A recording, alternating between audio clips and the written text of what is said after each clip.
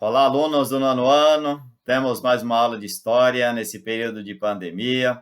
Continuamos com o nosso processo de ensino-aprendizagem, professor Derli, para que você, mesmo em casa, se cuidando desse mal do ano 2020, mas permanecendo com o compromisso de concluir o seu nono ano com os conteúdos previstos na nossa carga horária. Então, coragem, firmeza, vamos adiante.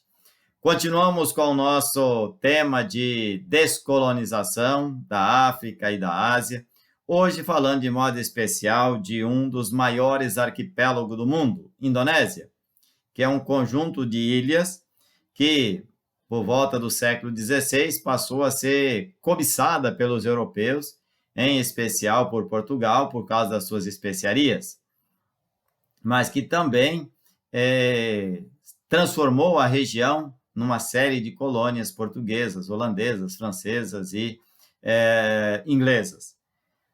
Porém, a partir da Segunda Guerra, ou mesmo durante a Segunda Guerra, a Indonésia encontrou uma brecha e os seus habitantes perceberam que havia possibilidade, que havia fatores que davam a eles a garantia de que eles conseguiriam levar adiante a sua independência. Tanto é que, em 1945, assim que concluiu a Segunda Guerra, a Holanda reconheceu a independência da Indonésia como país autônomo e autossuficiente.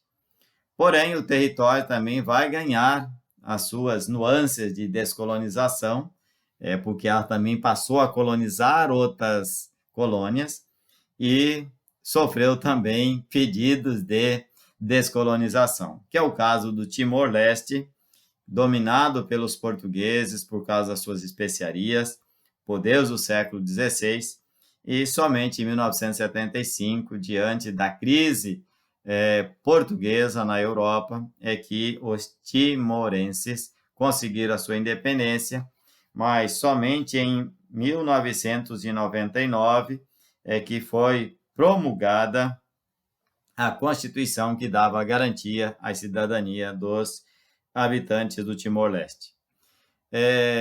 Vale ressaltar aqui a importância da famosa Conferência de Bandung, que criou pela primeira vez, ou expressou pela primeira vez, a ideia de terceiro mundo.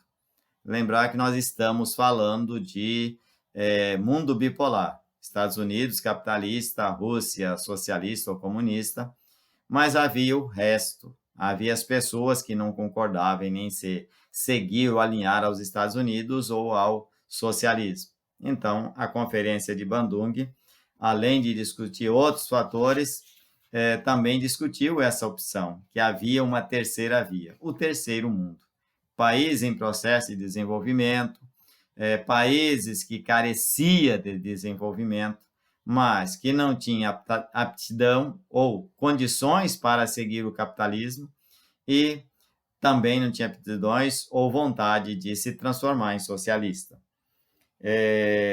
Os principais elementos aí abordados são o respeito dos direitos fundamentais aos seres humanos, estabelecido pela ONU desde 1945, o respeito à soberania e à dignidade dos países que se tornavam independentes, o reconhecimento da igualdade de todas as nações, sejam elas grandes, pequenas, ricas ou pobres, a não intervenção, a não interferência nos assuntos internos dos países por outras nações, respeito pelo direito de cada nação defender-se individual ou coletivamente de acordo com aquela Carta de Orientação das Nações Unidas. Uma vez consultada a população, eles deveriam dar as suas independências.